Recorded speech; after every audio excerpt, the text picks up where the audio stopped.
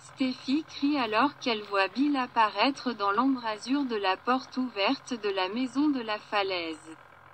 Sheila sourit, alors que Finn lui tient les bras, les mains attachées derrière le dos. Alors que Bill entre dans la maison, Steffi et Finn sont stupéfaits quand Bill n'est pas surpris de voir Sheila. Steffi exige que Bill les aide mais il ne veut pas que Sheila soit ligotée et n'a pas l'intention de les laisser appeler la police. Sheila mérite une seconde chance, dit Bill. Tout le monde fait des erreurs. Sheila admet que Bill sait tout et Steffi demande « Qu'est-ce qui se passe entre vous deux ?» Bill avoue « Sheila fait désormais partie de ma vie. » Il rappelle à Finn que Sheila est sa mère et prévoit de la défendre parce que personne d'autre ne le fera, il sait ce que cela fait. Sheila évoque comment Katie et Brooke ont tourné le dos à Bill. C'était tellement mal.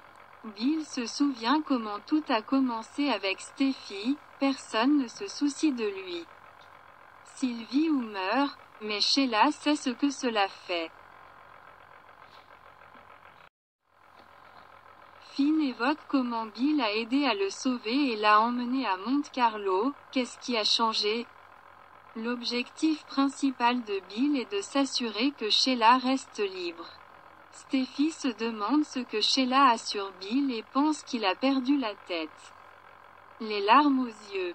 Bill dit qu'il sait qu'il a fait souffrir tant de gens, il a fait des choses terribles, mais quand même. Sheila se penche vers Bill alors qu'il place son bras autour d'elle. Il continue avec Sheila et refuse de permettre à Steffi de la dénoncer. Steffi crie « Cette femme va en prison. Je porte plainte et elle va souffrir là-dedans pour le reste de sa vie. » Elle peut voir qu'il est parti dans un endroit sombre, mais aucune solitude ne peut justifier cela. Sheila a tiré sur son propre fils. Sheila demande à Bill de se retourner puis soulève sa chemise pour exposer sa blessure par balle. Finn est confus mais Steffi est stupéfait d'entendre que Sheila sait que Taylor lui a tiré dessus. Bill a gardé le silence toutes ces années et met en garde. Tu vas à la police, je vais à la police.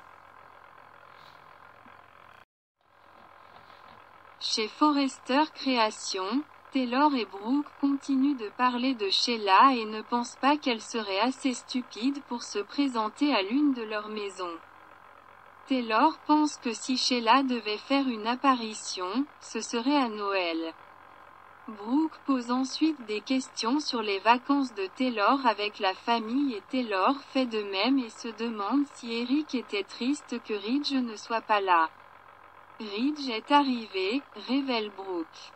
Taylor est déconcertée alors que Brooke insiste sur le fait qu'elle respecte leur pacte, elle ne va pas céder à Ridge et n'a pas besoin d'une relation.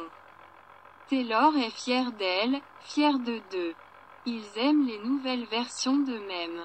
Si seulement Stephanie pouvait les entendre maintenant. Ils sont heureux de s'appeler amis et de partager un câlin. Tous deux s'accordent à dire que c'est bon d'être dans les bras l'un de l'autre.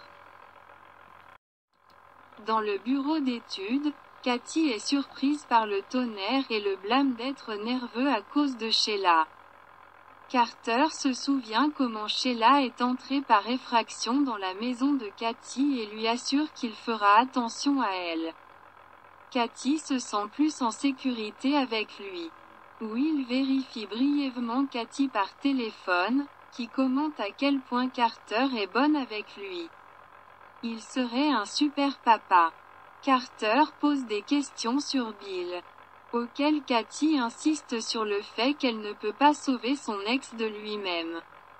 Elle ne veut plus parler de Bill. Carter offre ensuite à Katie un cadeau de Noël tardif, un collier en forme de cœur. Elle a le cœur le plus attentionné et le plus fort de tous ceux qu'il ait jamais connus.